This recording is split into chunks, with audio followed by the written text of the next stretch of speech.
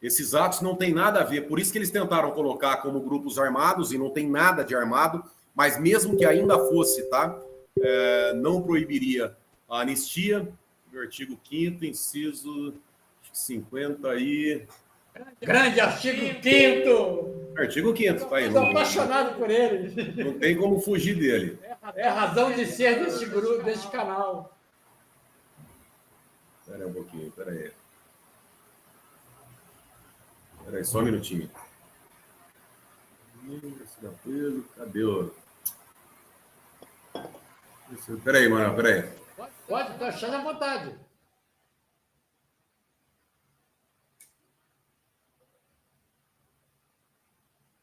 Estou tomando minha cervejinha geladinha. Ué, você caiu?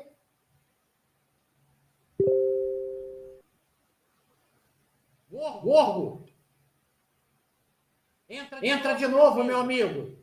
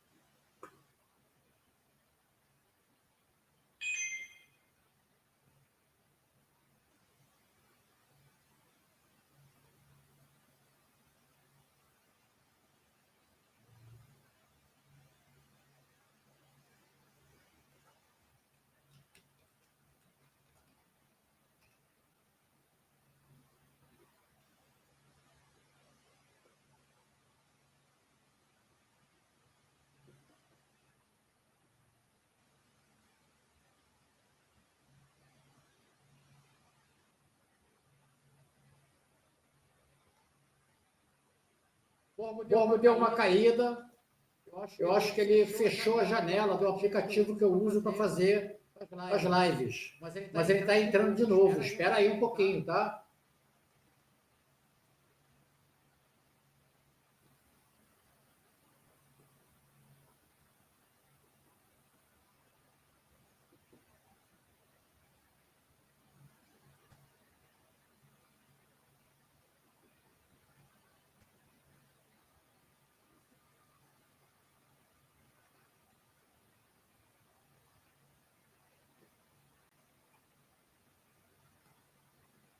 Tá me escutando? Agora é você que está mudo.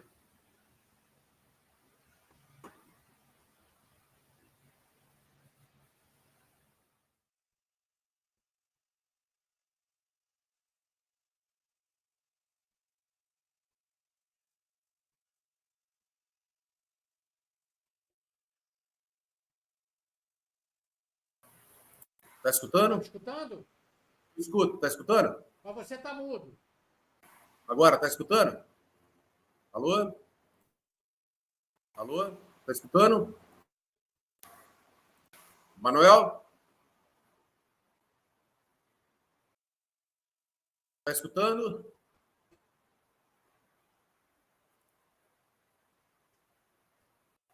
Me escuta? Fala agora. Tá escutando?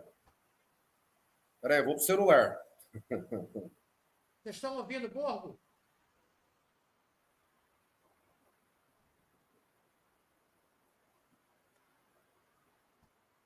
Me escuta?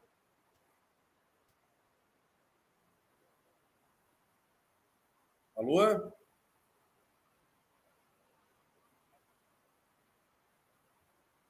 Tá me ouvindo, Borgo? Eu te escuto. Ah, então beleza. Vamos lá. Você tá escutando? Vamos de onde a gente estava. Você tá me escutando? Tô te ouvindo e te vendo bem. Então vamos embora. Não pode fechar essa janela do aplicativo, tá? Não. Deu um pau, apagou tudo aqui, Manuel. Apagou tudo. Não foi. Estão conspirando contra a gente. Não fui eu que fechei, não. Apagou tudo. Minha casa apagou. Vamos lá. Você estava abrindo a Constituição. Estava abrindo a Constituição para falar a respeito da anistia. Eu fiquei assustado aqui, porque eu falei, eu estava tocando num assunto tão difícil, e a hora que apaga tudo, eu falei, ai, caramba. Ó, tá no ar? Tá no ar. Artigo 5º, inciso 43.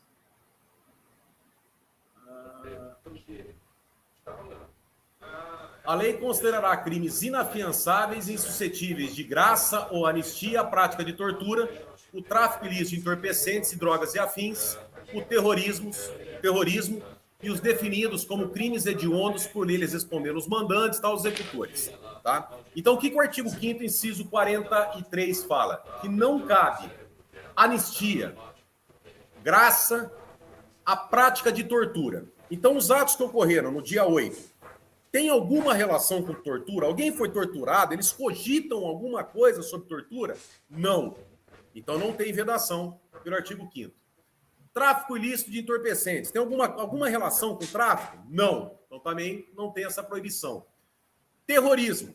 Tá? Podemos dizer que são atos terroristas, que por mais que eles falam terrorismo, não. E por que não? Porque a Lei 13.260 de 2016 fala o seguinte no artigo 2º. O terrorismo consiste na prática, ó, o que define o que é terrorismo no Brasil.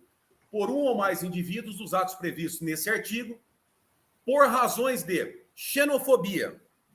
Tem alguma coisa a ver com xenofobia os atos do dia 8? Não.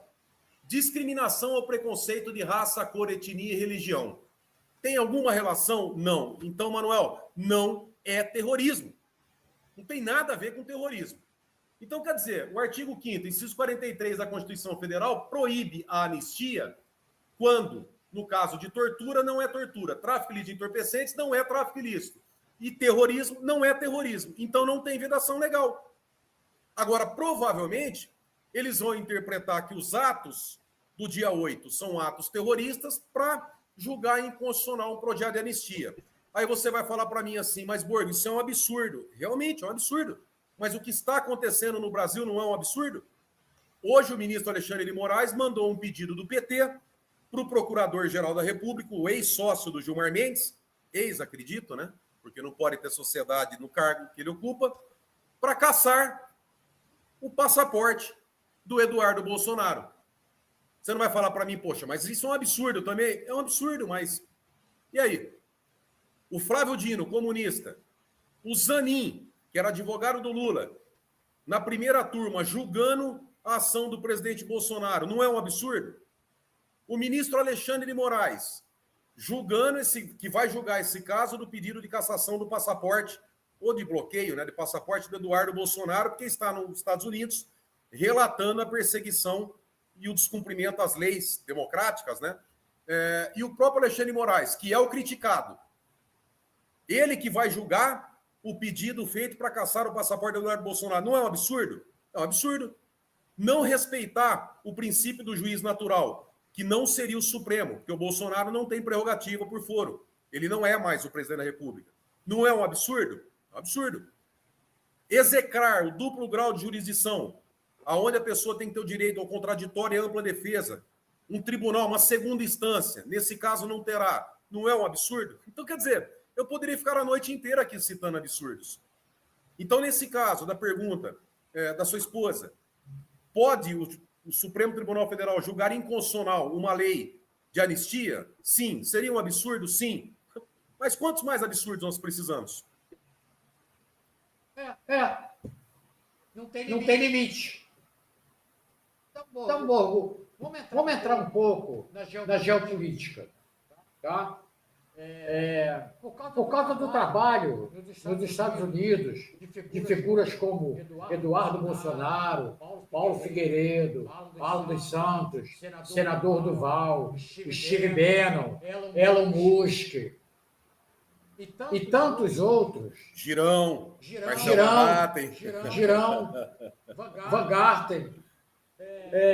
Estamos assistindo ao início de uma reação, contra as arbitrariedades cometidas pela Suprema Corte. Eu te pergunto, onde é que você acha que isso vai dar? É assim, realidade. Essa questão ela é bem complexa pelo seguinte: nós estamos aí numa virada de página no mundo, tá?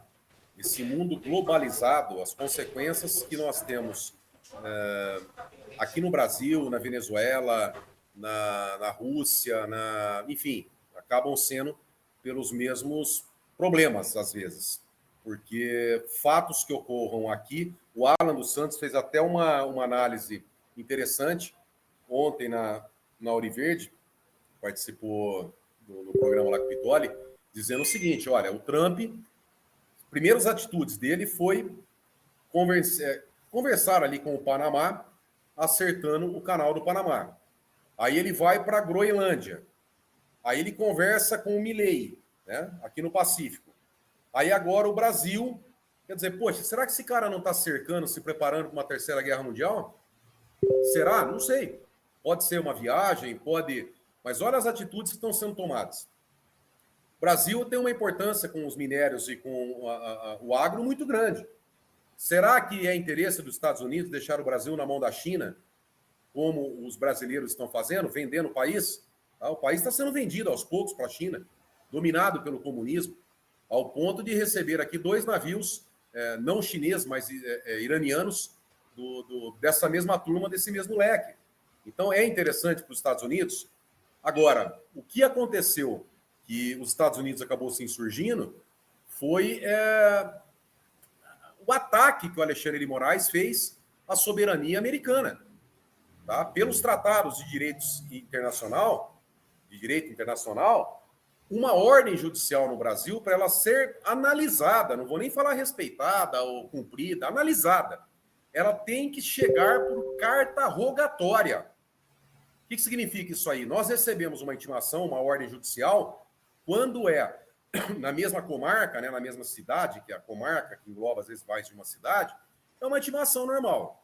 Se é para outra cidade ou para outro estado, dentro do mesmo país, é uma carta precatória. Se é para outro país, é uma carta rogatória. Por que tem que seguir esse trâmite?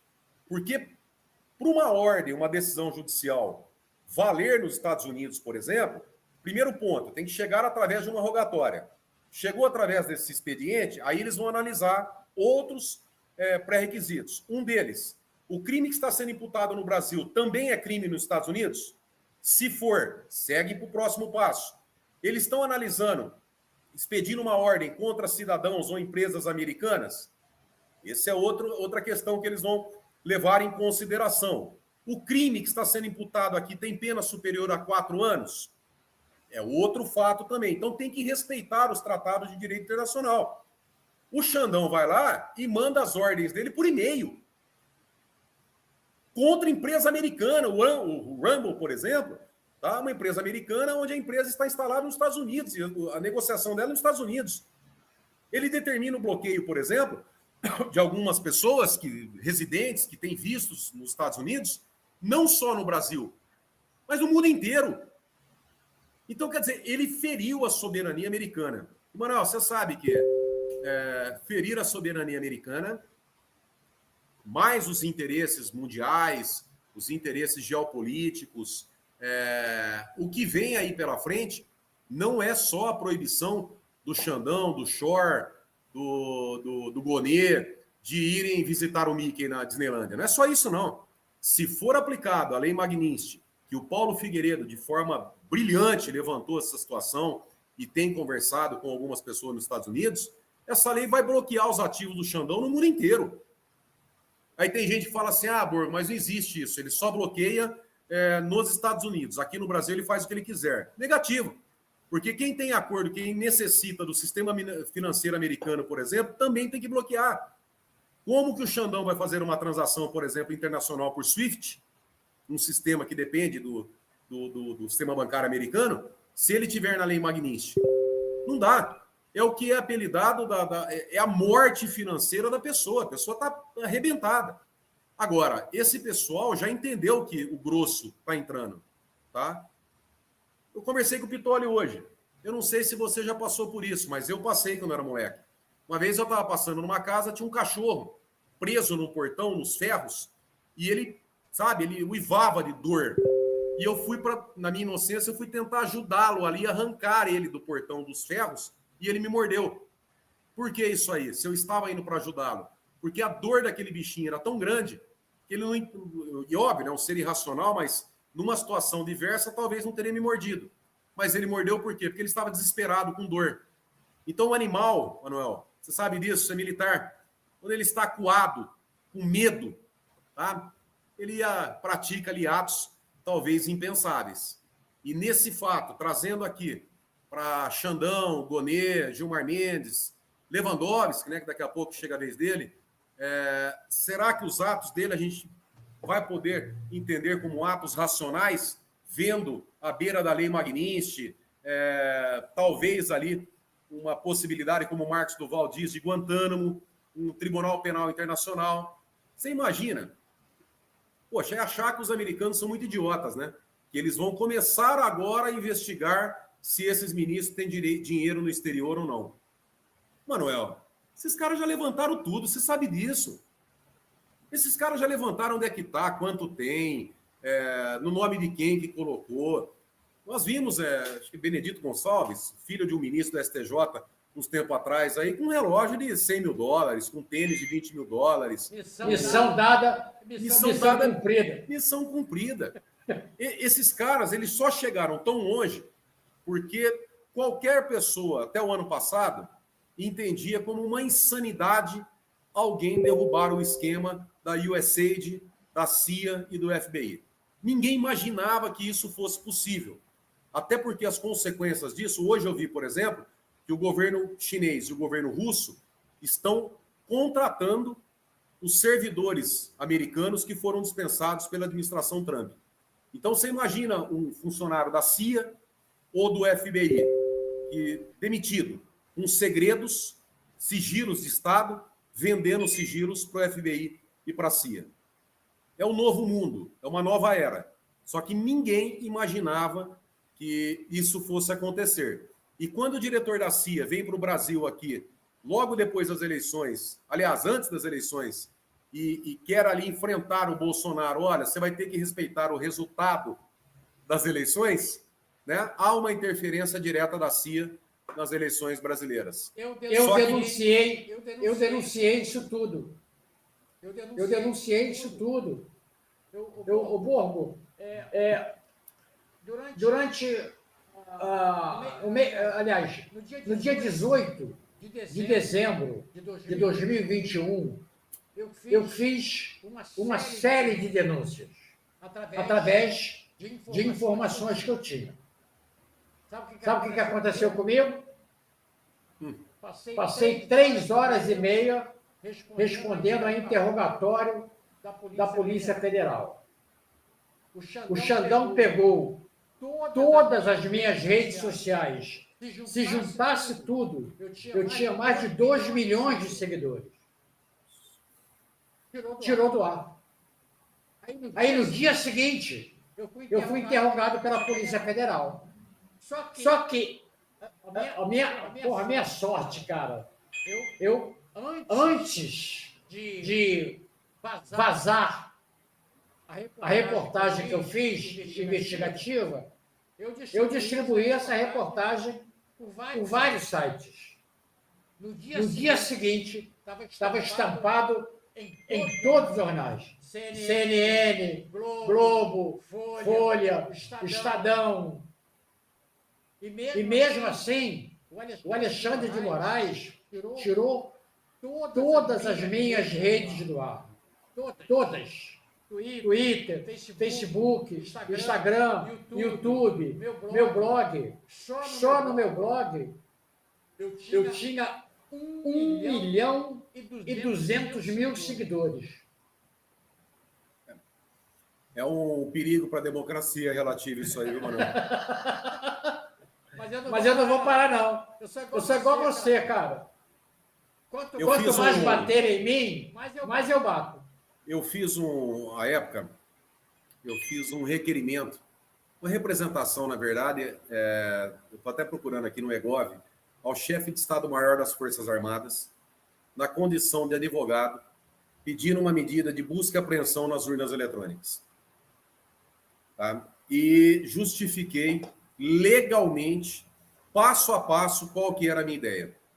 Então, não sei se isso aí ajudou, se contribuiu, porque não adianta vir falar, mas você atentou contra o Estado democrático de direito. Não.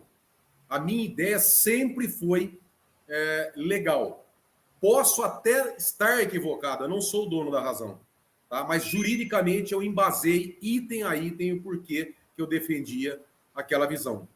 Tá? Não foi feito nada, tá? Não tive resposta, nada, mas eu acabei oficializando e materializando para o chefe de Estado-Maior das Forças Armadas, pedindo uma busca e apreensão para que preservasse os logs de urnas, enfim, tudo aquele assunto que a gente acompanhou depois, que eles falavam que era tentativa de golpe.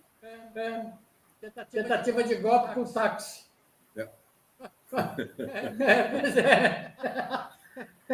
É piada isso, bicho. Só Brasil mesmo. Agora, mano, deixa eu te fazer uma pergunta, cara. Vamos inverter agora o papel. Vamos. Como é que esses generais melancias, tá? Esses aí que gostam de tomar uísque, esses aí a gente entende, né? Que nem teve um que falou lá, porque o povo lá, não sei se foi o Dutra, quem que falou lá, porque o povo achou que a gente estava entrando para salvá-los e a gente estava indo para prendê-los, né? Quer dizer, é uma coisa vexatória. Mas esses caras, eu não aceito, mas eu entendo o que está acontecendo. Agora, como é que fica o soldado, cara?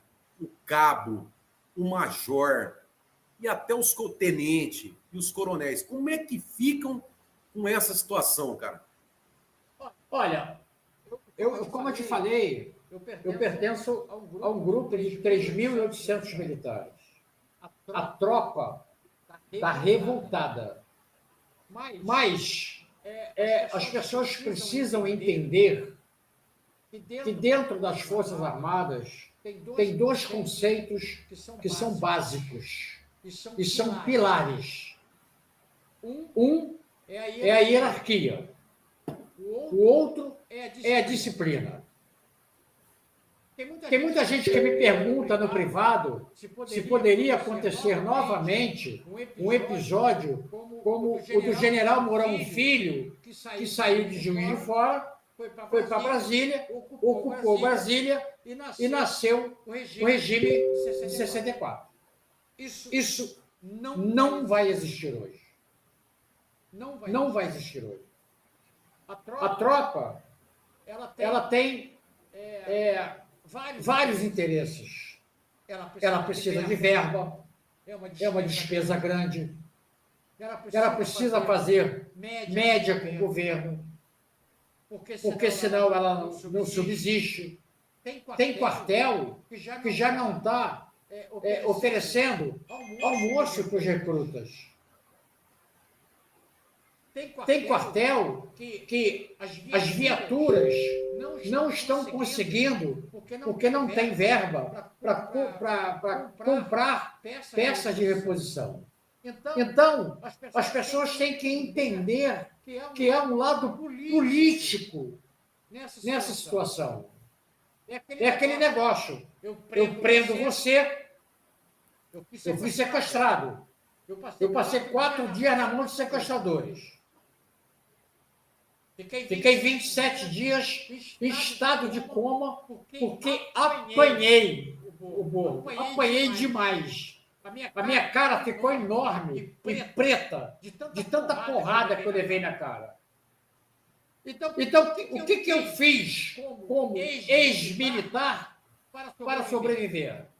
Quando um dos sequestradores chegava para mim com um copo d'água, botava o peru dentro do copo d'água, Malandro, eu bebia água.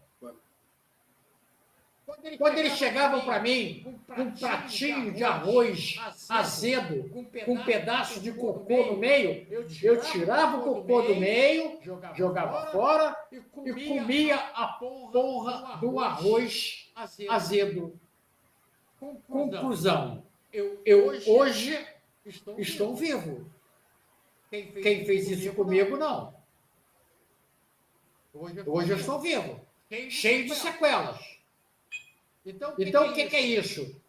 Sobrevivência.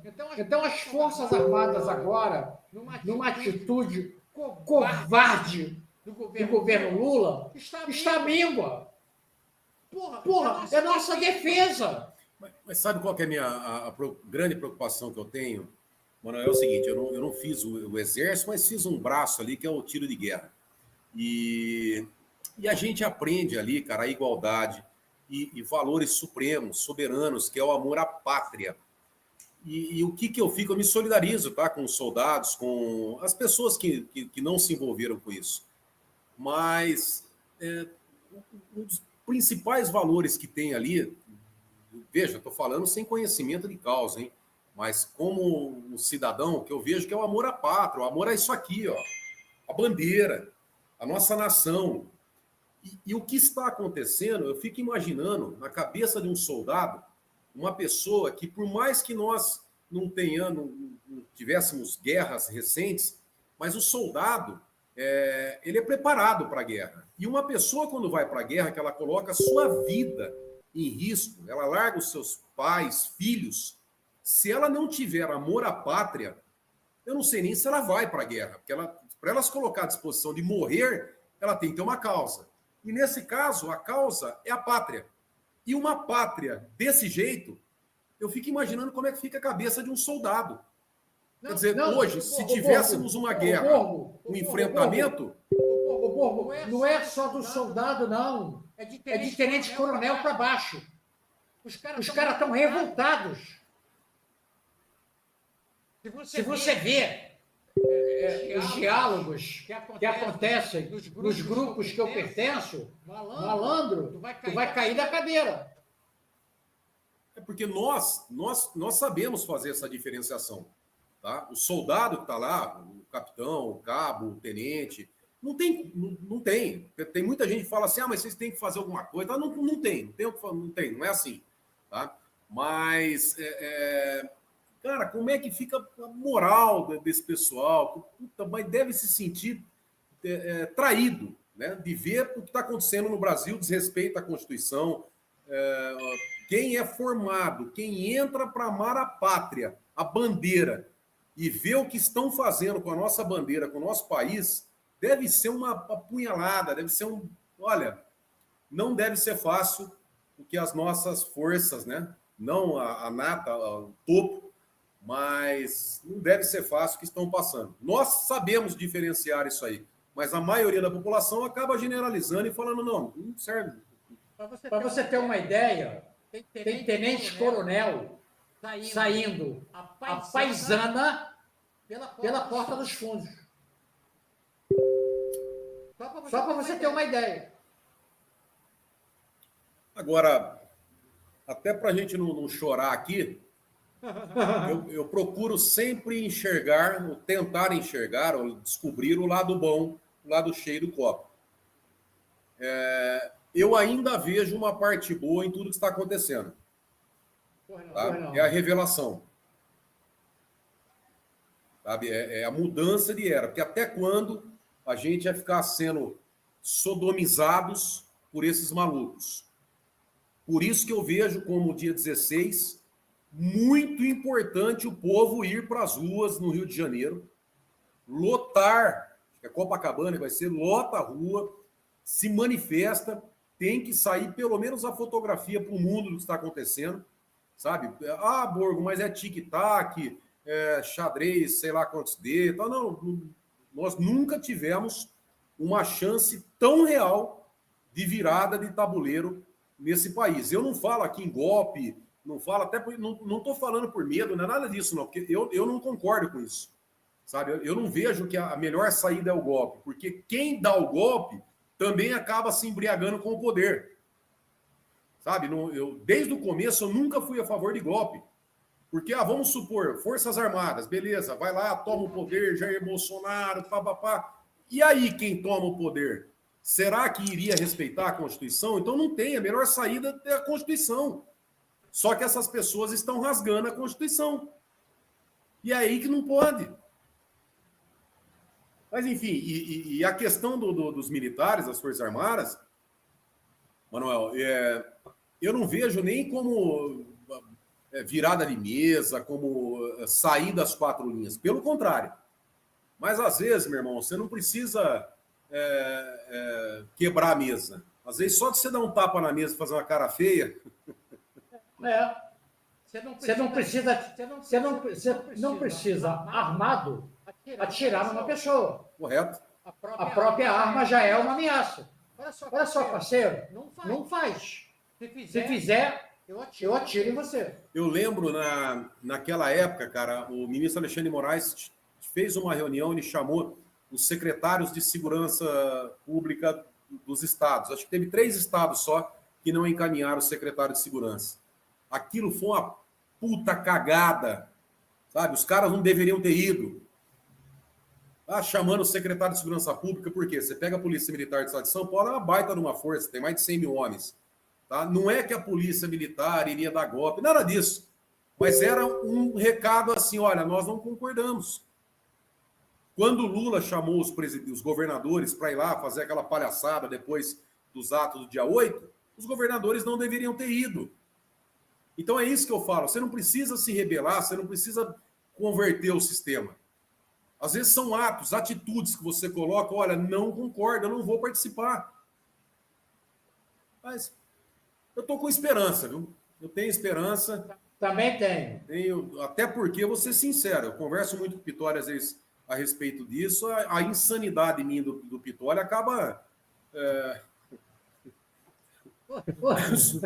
a gente acaba sendo insano de fazer o que a gente faz, mas...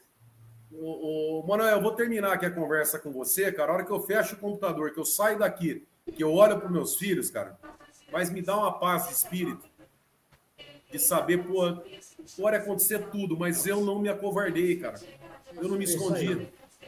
Sabe, eu chego de manhã, eu falo, até me emociona, mas eu saio para trabalhar, cara, eu olho meus filhos deitado às vezes, chego à noite, às vezes tarde do trabalho, eu olho no quarto deles dormindo, sabe? E aquela pressão ferrada. Hoje até melhorou um pouquinho, mas naquela época, principalmente, eu via meus filhos, eu falava, porra, eu tô fazendo alguma coisa, cara.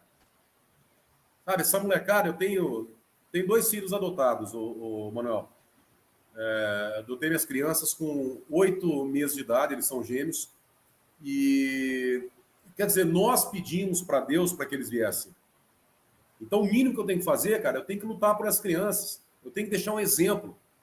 Semana retrasada, Bolsonaro deu uma medalha dos 3 Is lá pro meu filho, né? Ele até falou para minha menina, falou assim, não tem para mulher ainda, mas vai ter. Aí ele pegou, ele deu uma medalha pro meu filho. Cara, é um ex-presidente da República, bicho. Que eu admiro, que eu tenho como uma pessoa que é um herói brasileiro. E esse cara deixando um vídeo gravado para os meus filhos, Sabe, lá na frente, meus filhos, quando tiverem com 50 anos, forem pais, avós, eles vão falar, ó, cara, até me arrepia, mas eles vão falar, esse aqui era o meu pai, ó. Esse aqui era o cara que estava lá lutando, brigando, com risco de ser preso. E fora que eu passo aqui em Bauru. Em Bauru, nossa, seria matéria para outro bate-papo. Já sofri ameaça de morte, já tive que andar com apoio de vigilância da polícia, tomei processo, enfim. Vamos lá.